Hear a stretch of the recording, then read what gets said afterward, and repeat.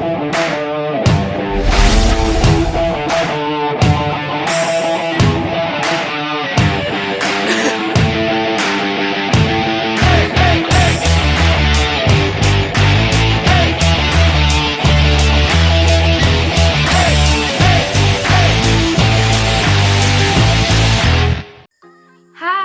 How are you today? I hope that you and your family are staying healthy and safe. And before anything else, my name is Kaye Mabeza, and this is part 1 of Letters, Memos, and Emails.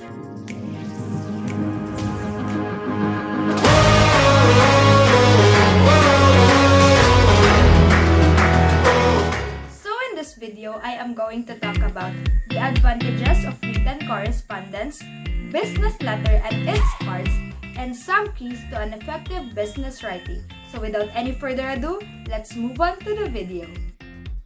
By the end of this video, you should be able to explain the features of letters, memos, and emails, identify its basic parts, differentiate them from one another, and to be able to write a letter, memo, and email by using its appropriate formats and document designs, and to be able to evaluate them. To start off, what is written correspondence? Written correspondence refers to any form of written communication exchange between two parties. It may come in the form of text messages, notes, letters, emails, or memos. So what do we benefit from this written correspondence? Number 1, written correspondence are known to be accurate and organized than oral messages. This is because written messages are drafted first, which allows the writer to have time to think about the message thoroughly. Number 2, since the message is drafted in greater time, the message is presented in details. It also serves as permanent records. When it is needed, important information can be collected from the preserved documents. The reader can also go to the written matter again and again, and it aids them understanding and also retention. 4. It is easy to preserve and kept for a long period of time, which provides legal proof. Let us remember that documents of importance are always kept in written forms. They are always documented and filed for a legit basis for future references. Written messages have a wider reach than oral messages, since printing and photocopying make it possible to transmit messages easily. And lastly, they create image. Let us always remember that a good written communication can create a good image or impression and generate goodwill to a business organization. As mentioned earlier, an example of a written correspondence is a business letter. It is more formal than a personal letter and has a margin of 1 inch on all 4 sides and is written on a letter size and lined stationery. Like any other letter that we are asked to write before, be it an excuse letter or a resume, business letter also has its important parts. I have here an example of a business letter. It has the letterhead, the date, the inside address, the salutation, the body, the complimentary clause, and then the signature. One of the 7 essential parts of a business letter includes letterhead or heading. Most professional business correspondence is printed on a letterhead template. A letterhead contains a company name, address, and a contact information. An individual may also create a letterhead that contains his name and personal contact information. Date. The date is the day the letter is sent. Do not abbreviate the month and always include all 4 digits of the year. Inside address.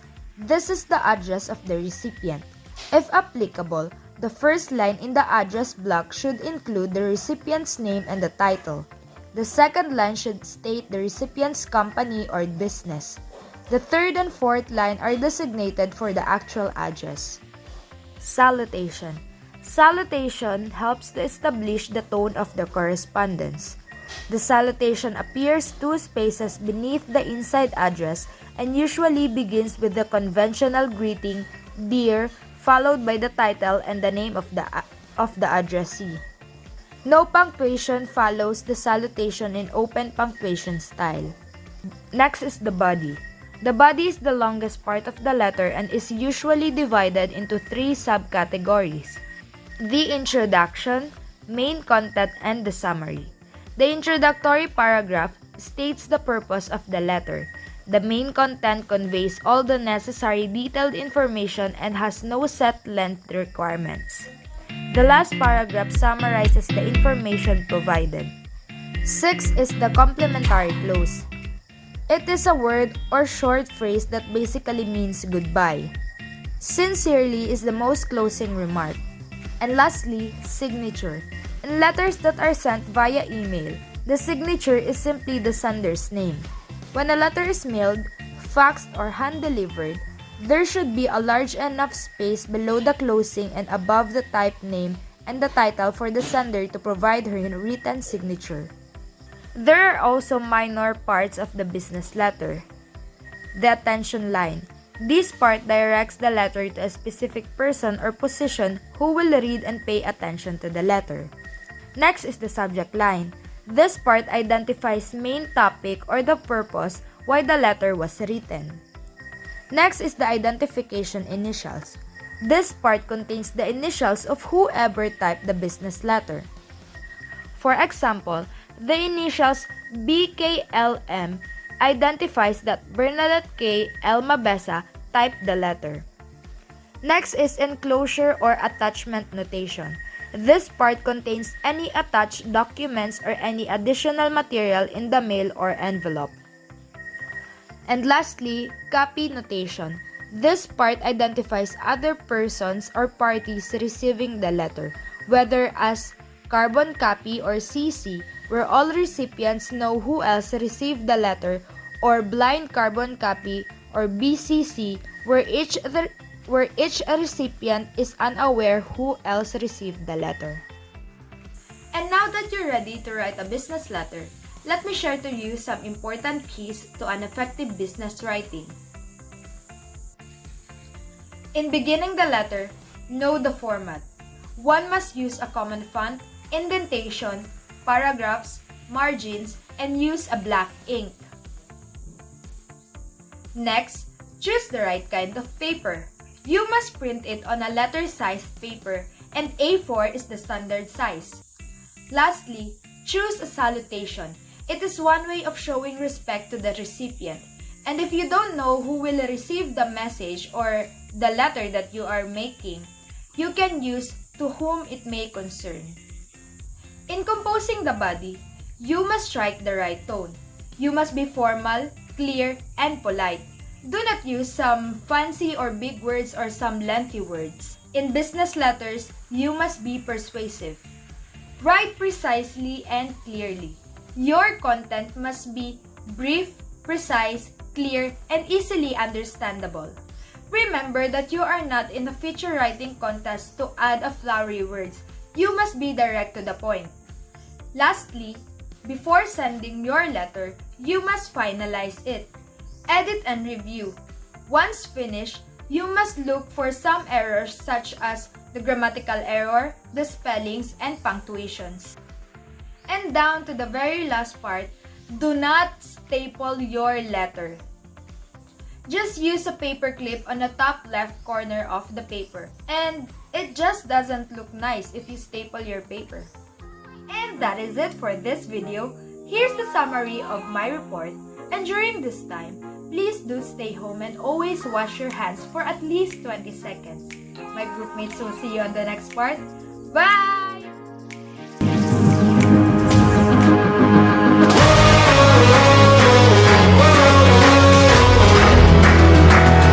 Discussing and introducing what a business letter is and its part, let's now move on and discuss the 3 formats of a business letter and the tips in writing a business letter.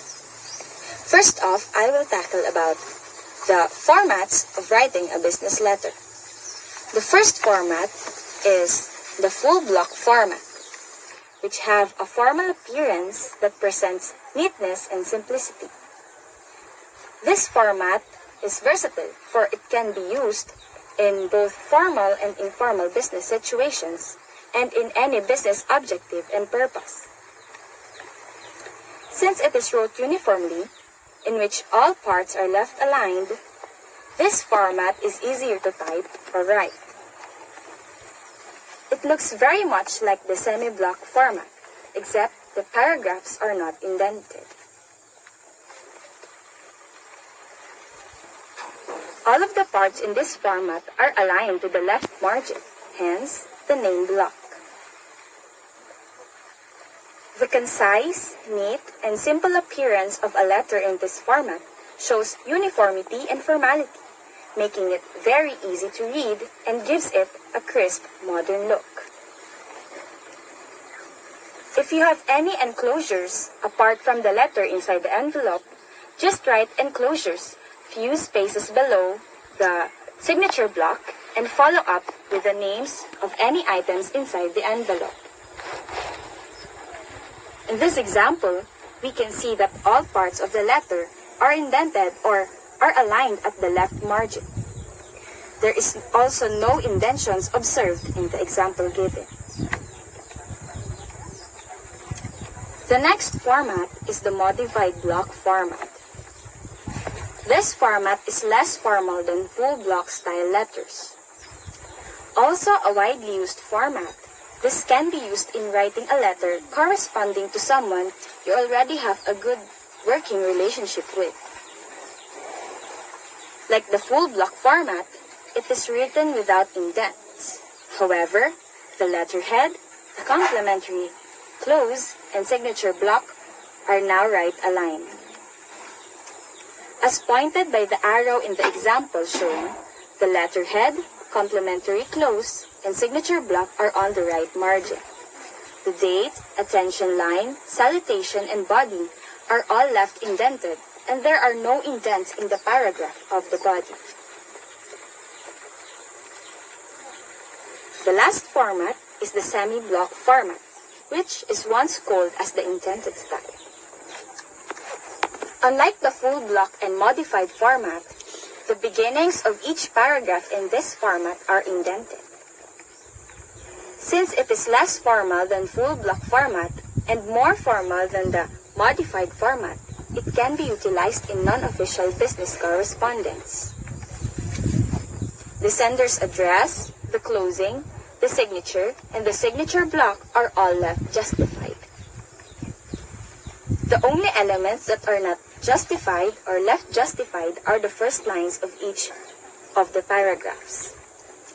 Like the previous formats, the enclosures must be placed at the bottom left below the signature block, followed up with the names of any items inside the envelope along with the letter.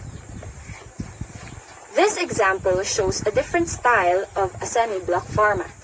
It follows the modified block format, except the beginnings of each paragraph are indented. The enclosure is still located in the left corner below the signature block. Let's now move on and discuss the tips in writing a business letter. Business letters are different from other letters in the sense that it is a legal document. It is primarily used to request or provide information, to relate a deal, to bring or continue conversations, and or to discuss prior negotiation. The writer can be held liable for anything written in the letter. For this reason, business letters must be written differently than letters for personal use. According to Mr. Ruben Anlacan Jr., President of Business Coach Incorporated, business letters represent you and your company. Hence, if properly written, they can improve your efficiency and boost you and your business's reputation. Therefore, it is a must to write an efficient and effective business letter. And to do that, here are the tips in writing a business letter. The first tip in writing a business letter is to use a language that is appropriate to the target readers. Knowing the target readers is essential in choosing the language appropriate to them. According to University of Carolina, a writing that is too formal can alienate the readers, and an attempt To be overly casual may come across as insincere or unprofessional. Also, avoid using slang or colloquial speech. For example, use "we are going to look into the matter," not "we're gonna look into the matter." Avoid using jargons that the audience may not know. The second tip is to arrange your ideas logically. Make sure that there is a logical flow in your writing. To do that, before writing, think about your purpose in writing the business letter. Make an outline based on the things that is needed to be included in the letter. Organize the letter from most important to the least.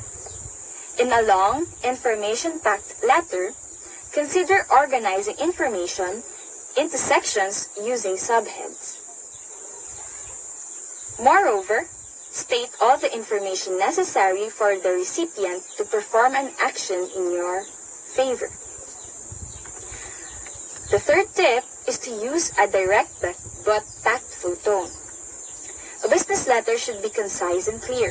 Avoid being too wordy because it might cause a distraction in getting the message. Hence, it is needed to state your point early in your letter. The tone must be formal and professional. Avoid using unnecessarily harsh and negatively provocative sentences. And avoid derogatory remarks about your competitors. Always use diplomatic and respectful tone. As Scott Ober suggests in his book, Contemporary Business Communication, the business writer should strive for an overall tone that is confident, courteous, and sincere, that uses emphasis and subordination appropriately, that contains non-discriminatory language, that stresses the you attitude, and that is written at an appropriate level of difficulty. The fourth tip is to use active voice in most of your sentences. Active voice describes a sentence where the subject performs the action stated by the verb, and therefore is easy to read and is straightforward. On the other hand, passive voice describes a sentence where the subject is acted upon by the verb. Passive voice, according to University of North Carolina, can make your writing dull, ambiguous, and overly impersonal. Hence, using active voice is one way to achieve a clear and direct style in writing a business letter. The fifth tip is when writing, put yourselves in the shoes of the target readers. Always address the readers formally. Establish a positive relationship with your reader right away, especially if he or she is a mutual colleague. Always assume that the target readers have limited time in which to read it and is likely to skim. It is always better to be direct and specific to the bottom line or to the point you are making. Other than this, the letter should be simple and easy to understand. However, being concise does not have to be blunt. You should always maintain the respectful and formal tone. It is a must to be prompt. Send out reply letters early upon the receipt of request or inquiry. Otherwise, your tardiness will be interpreted as lack of interest, and it is impolite to keep people waiting. The sixth tip is to use correct format, punctuation, spelling, and grammar. In a business letter, it is preferable to use I and you because it directly refers to the parties involved, instead of using we, because it can mislead the audience to assume that the company supports the message of the letter. Also, since it is formal, spell out all the words used and avoid contractions. Instead of using words such as can't, use cannot. Use going to instead of gonna. Moreover, the appropriateness of the format to be used is a must. If it deems formality, full block format should be used. If it is an informal correspondence, full block format, modified format, and semi-block format can be used. The seventh and the last tip is to specify the receiver's name. However, if it is impossible to get the name of the receiver, use a generic title, such as the Human Resource Director. Address the letter to a specific person as much as possible. It is polite and appropriate to research on the recipient's name. Avoid using "Dear Sir" or "Madam" or "To whom it may concern," as this may give the impression that yours is a form letter and shows that you are too lazy to find out who to address a letter to. This is the end of my report. This is Welaiza Santua. Thank you very much.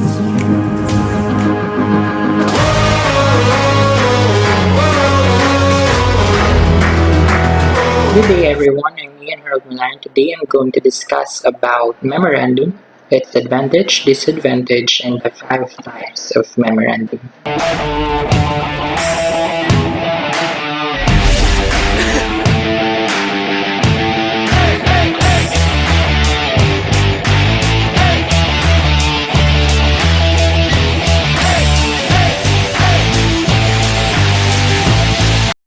So what is memorandum?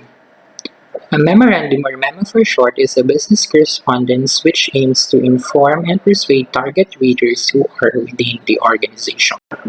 It came from the Latin word memorandum, which means it must be remembered. So basically, it's a document, policy, a briefing note that reminds certain people to remember certain information or instruction given in an organization. A memo records all organization activities, certain action, update on different things, and changes in policy. Contrast with letters, a memo is an internal form of communication within an organization. Memos are used to communicate information, explain new procedures, announce changes, make requests, confirm results, and offer advices. Memos contains the most important facts. It can be sent to a person or an entire staff. In a memo, you don't need to give too many details. The reader should get the message effectively in a good memo. It has to be concise and precise. In writing a memo, it follows a news writing format that was developed in early 20th century, an inverted pyramid style or structure. The most important and pertinent information is put in the beginning, then followed by supporting data and examples, then the least important information. And now let's proceed to the 5 types of memo. We have instruction memo, request memo, announcement memo, transmittal memo, and authorization memo. Now let's discuss them one by one. And let's start with instruction memo. An instruction memo delivers instruction.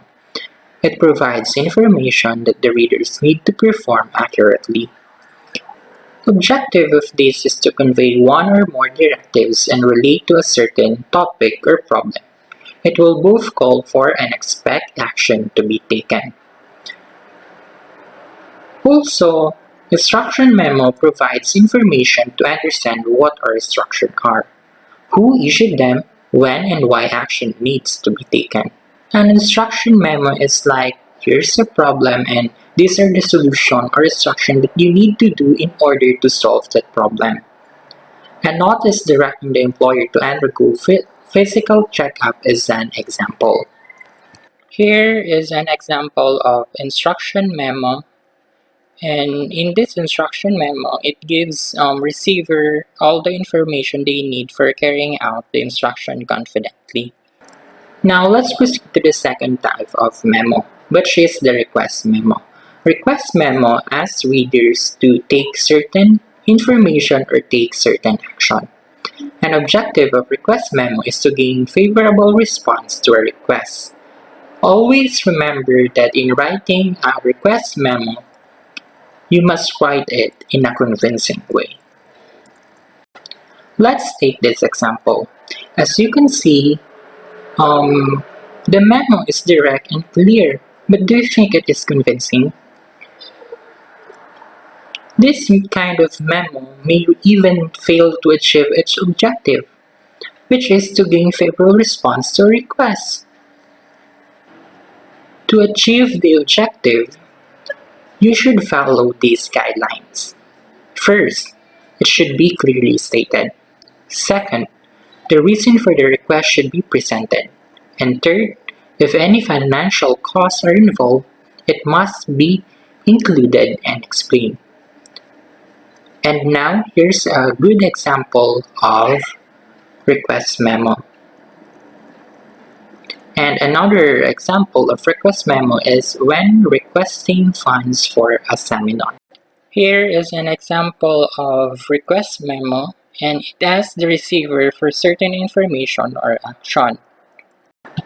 And now let's proceed to the third type of memo, which is announcement memo. Announcement memo provide information about an event, person, or thing. It may be positive or negative. An example of announcement memo is when announcing a meeting. Here is an example of announcement memo, and it provides information and announcement. And the fourth type of memo is transmittal memo. Transmittal memo serves as a cover note for a more formal or lengthy document. This type of memo is usually brief, and the first paragraph describes what is being sent and the purpose of sending it. An example of transmittal memo is when transmitting an annual report to the members of the board of directors. Here is an example of transmittal memo, and it is a cover note that accompanies a more formal or lengthy messages. The last type of memo is authorization memo. Authorization memo gives permission. It authorizing certain person or people to carry out certain action. An example of authorization memo is when allowing an employee to study on Saturdays. Here is an authorization memo that gives someone permission or authority to do something. To summarize, instruction memo delivers instruction. Request memo delivers request. Announcement memo delivers information and announcement. Transmittal memo delivers information about what is being sent and the purpose of sending it. And lastly, authorization memo delivers permission and gives authorization. Now let's proceed for the advantages and disadvantages of memo. Let's start with the advantages of memo. The first advantage of memo is it reaches a large number of readers at the same time. For memos can be sent for an entire staff. Second, it provides a written record that can be accessed anytime. For it records all organization activities, certain action, update on different things, and changes in policy. And lastly, or the third one, it allows a detailed and accurate delivery of message. For it has to be concise and precise so readers get message effectively. And now let's proceed to the disadvantages of memo. The first disadvantage of memo is it is not ideal to convey complex topics since memos are generally used for short text. Second, if you have a big organization and have branches and offices, it takes time to reach decent branches and offices. And lastly, it is more expensive than email. For what I said earlier, if you have big organization and have different branches and offices on different places, it will expand you more than using an email. The parts and tips on writing a memo will be discussed on the next video. But before we end this, let's play a game. The game is entitled This or That. A question will be seen on your screen and you're given 5 seconds to answer. 2 choices are given. Is it this or that? Are you ready? The game begins in 3, 2, 1.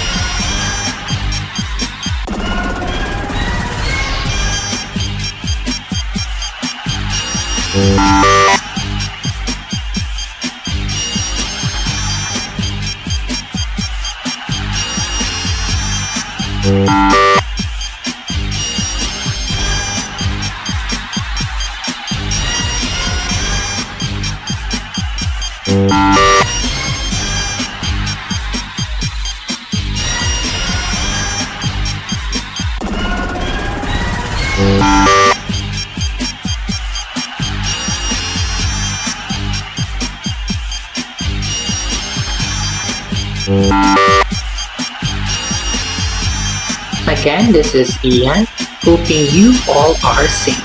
May God bless you. Thank you for participating and listening. Good day.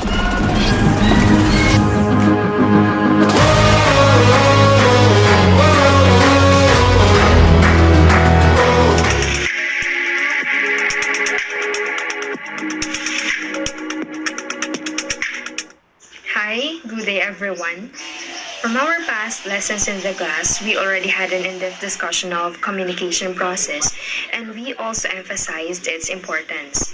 What we're going to do now is just an extension of that lesson, since the topics that I'm going to discuss are just related or connected to communication, and so the knowledge that we were able to learn in the past lessons will be at hand in understanding the topics to be discussed.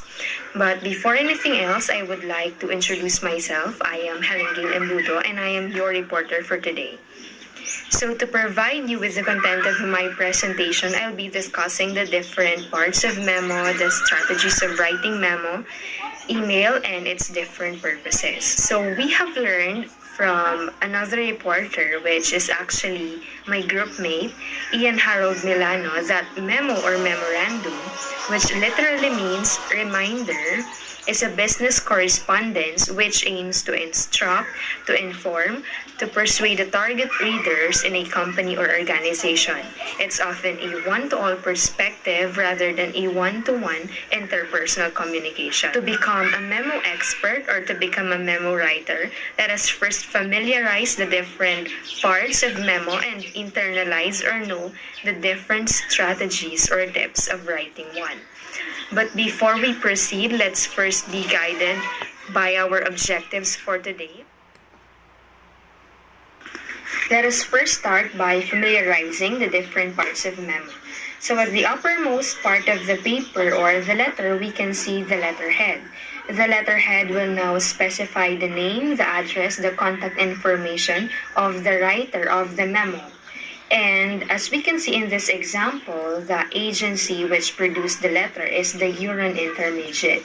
And the letterhead also contains the corporate design or the logo of the company or organization. After the letterhead, we can see the two-line. The two-line will now specify the name as well as the title of the receiver of the letter. So it says here that the 6th to 12th grade faculty will receive the letter. And below the two-line, it is indicated here the from line, which will now specify the name as well as the title of the sender. So it says in this example that David Williams, the department head, produced the letter. Between the from line and the subject line, we can see the date. So the date is situated in between these lines, and it must not be in numerical form. It must be in complete words. After the date, we can see the subject. So the subject line will now specify the purpose, the main purpose of the memo or the letter, and it's the main content of the memo. Situated just below the subject line is now the body of the memo. So begin the text of your memo by stating the precise purpose of the memo. Then write a brief but informative summary of your message. The purpose and summary are most important information to your reader. So after that, we can see the identification initials. It indicates the typist's initials if the sender is not the one who personally typed the document. So the initials may be all in capital letters, all in small letters. the information is not always needed but may be useful at later time. So below that is the enclosure notation. Just like an email with attachment, the letter sometimes has additional documents delivered with it. This line, the notations or enclosure or attachment, indicate the envelope contains one or more documents. The last part that we can see in a memo is the copy notation, if there is. So the CC once stood for copy notation but is now known as courtesy copies. So just like CC option in the email, it indicates the relevant parties that will also receive a copy of the document. They say that a good memo organizes the information to be conveyed for the reader's convenience and ease of understanding and to achieve the writer's purpose in the most effective way. So now I'll be presenting to you the strategies and tips of writing a good and effective memo.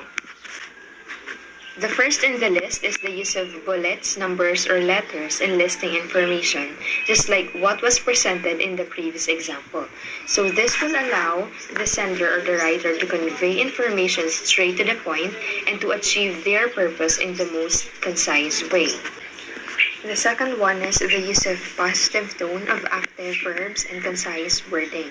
By this, the sender would appear more professional and the document will have a sense of formality. The third one is the use of heading to improve or increase readability.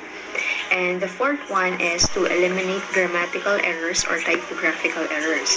So as much as possible, we have to avoid technical errors while writing the memo because it would confuse our target audience.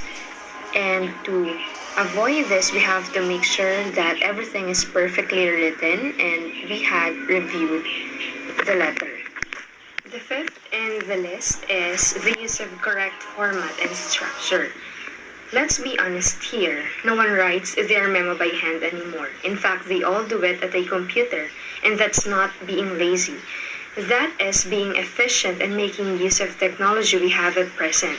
Before we even begin in typing, make sure everything is properly formatted. From the kind of font you are going to use to making sure that everything is in center position. Using a correct format and structure of the memo will give the document a sense of credibility and formality. The sixth one is we have to put our initials in the signature form just below the closing remarks. So this would increase the authenticity of the document. The seventh one is we have to flash the memo heading on the left, just like what was presented in the previous example. So this includes the to line, the from line, the subject line, and the date line. The last one is we have to at least say thank you or state a directive action at the end of the document or the memo. I'll be showing on the screen the different topics that we've discussed about memo because after that, we'll be proceeding to another topic which will talk about email and its different purposes.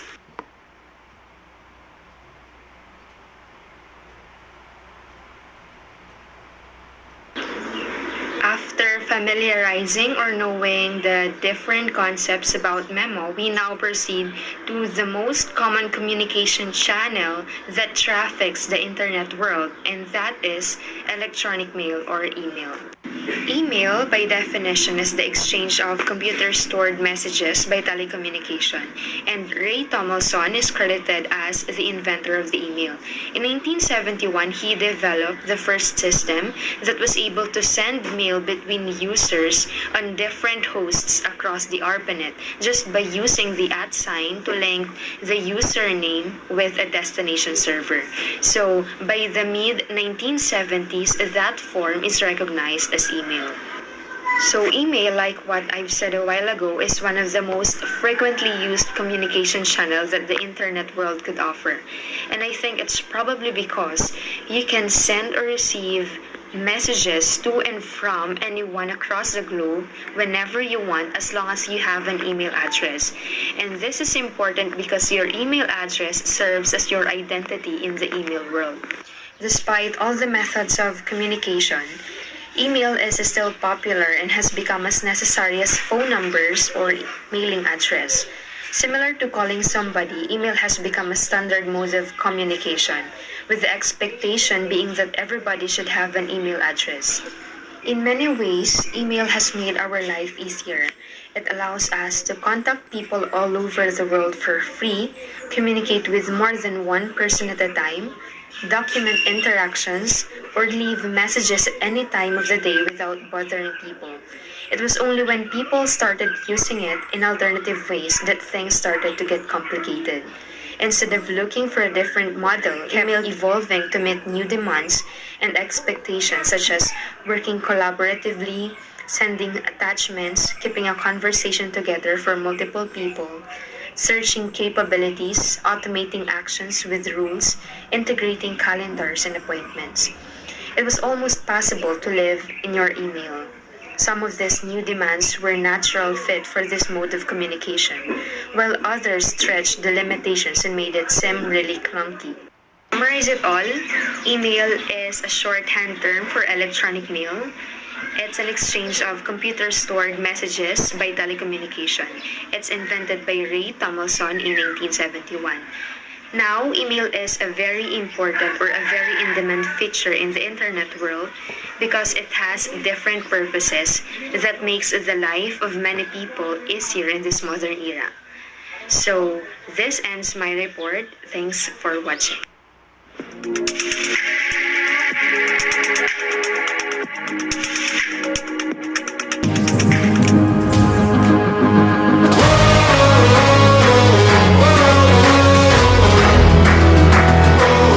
day, I am Kaye Saberola and I am going to discuss the parts of an email, its advantages and disadvantages, and tips on writing an email. Parts of an email. An email message consists of the following general components. First we have are the headers. These contain information concerning the sender and recipients. The exact content of mail headers can vary depending on the email system that generated the message.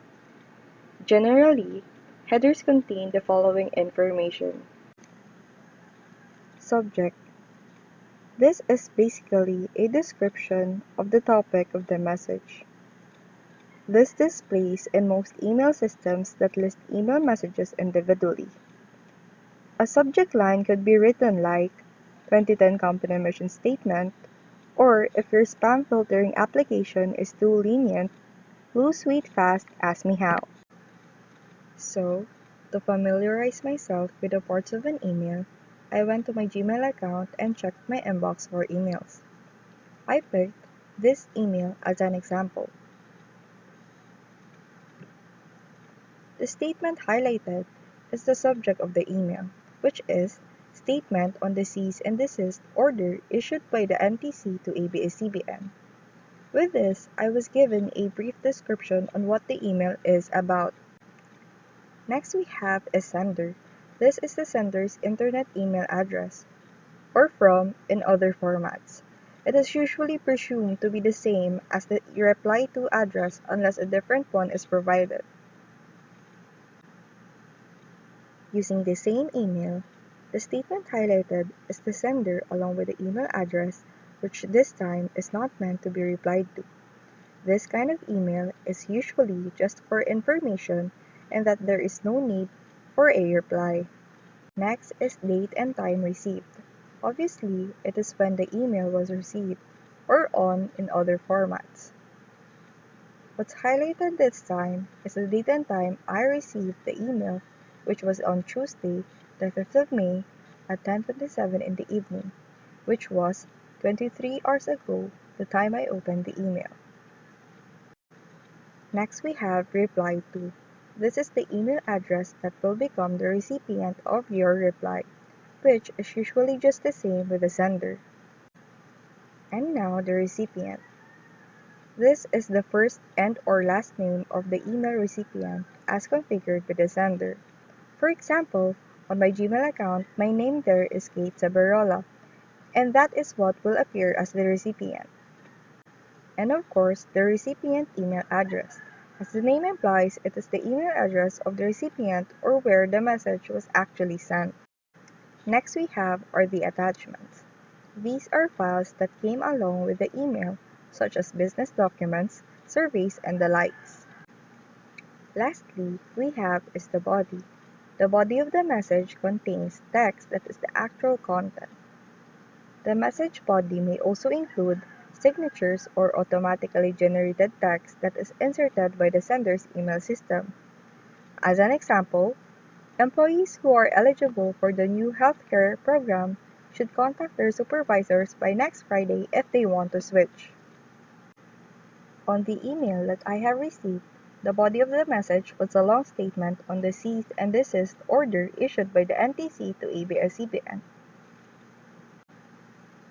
Now that all parts of an email are discussed, here are other examples of email and its parts. The pink arrow is pointing where to type in the address of the person you are sending the email to, while the blue arrow is where you will type what the message is about or the sent subject. Below is where you will place in the body, the greeting, "Dear Mrs. Blake," and the message of the body, which would be, "I would like to take this opportunity," and the closing remarks, which is, "Sincerely" or "Thank you," and the signature, "Bethany Blake." We now move on to the advantages of email. First one is, it reaches the target reader fast. Given that we're in the digital age, communication now is made fast and easy. Unlike before, when in order to send a message to somebody who is far from you, you need to make a handwritten letter and drop it off at the post office, wherein you would wait days or weeks or even months for your message to arrive to its recipient. Because of emails, your messages can easily reach the furthest parts of the globe. Now, because an email can easily be received, it allows the receiver to give an immediate reply. So, it confirms an acceptance or rejections easily. Another advantage is that it is less costly than letters and memos, because all you have to do is to have a device and a network like the internet that would allow you to send an email, which is why it is also environment friendly, because no paper and ink will be harmed in making an email. Emails may be so useful, but it also has its disadvantages. There are certain people who have greater knowledge with the technology we have today, and some use their knowledge to take advantage of other people. Others send emails that contain certain computer viruses, the vulnerable receivers that are clueless that their information stored on their computers are being taken or cause technical problems to their devices. Another disadvantage is that it can cause information overload, especially if the email is not properly done or if the information is not clear to the receiver. And to prevent those things from happening, here are a few tips on writing an email. First, make the subject line informative or descriptive of the email content. Avoid vague subject lines such as follow-up, additional information, and request, because the subject line should only be a brief description of the topic of the message, which is why, number 2, keep the subject line simple and short, because all the information can be expounded on the body of the email. Third, do not change the subject line when you are replying to an email, because this may cause a confusion between you and the receiver to what the email is about. Number 4. The to-line should only contain the names of the primary readers. Primary readers are those who are directly involved in the message of the email. Secondary readers must be placed in the CC line. An example of this is a business email sample. The primary reader is Anna Jones, while the secondary readers are all the staff. Number 5. Ensure the correctness of the email address of the recipients, because even one omitted or extra letter in the email address would result to a different recipient, since all email addresses are unique. So, you must always double-check the email addresses if it is correct. 6. Make the file name of the attached document meaningful. Instead of using letter 1, use request letter borrowed, especially if it is a business email for formality and for it to be credible enough for the receiver to read. Number 7. Never use all caps in the main text. This is unacceptable. Writing in all caps on text and messages is considered shouting. Others may also see it as a form of rudeness. Number 8. State your purpose in the first sentence of the message so that it will be clear already as to what the email is about and for. Number 9. If the message is sensitive, compose it first using the word processor. Not only does it allow easy revisions on the message, it also gives a sense of comfort because when it will be directly written on an email, there may be an accidental sending the message that is not complete or fully revised yet. 10. Avoid emoticons or informal jargons like LOL or BRB in formal emails. Just like in the 6th tip, this affects the credibility of your email, especially on formal ones. That is all the tips that you need to know on writing an email. Here are the references we have used for our report. This is now the end of our report on electronic mail or email. We hope that you have learned a lot from us. Thank you for listening. Way before the internet had reached Philippine shores, there was a man who designed and set up email system for Philippine non-governmental organization in 1992. A man with many hats and the father of Philippine email, Roberto Versola. Unfortunately, he died last May 6, 2020 at the age of 67 while recovering from sepsis and pneumonia. As a respect, let us pause and have a moment of silence to commemorate the death of Mr. Roberto Versola.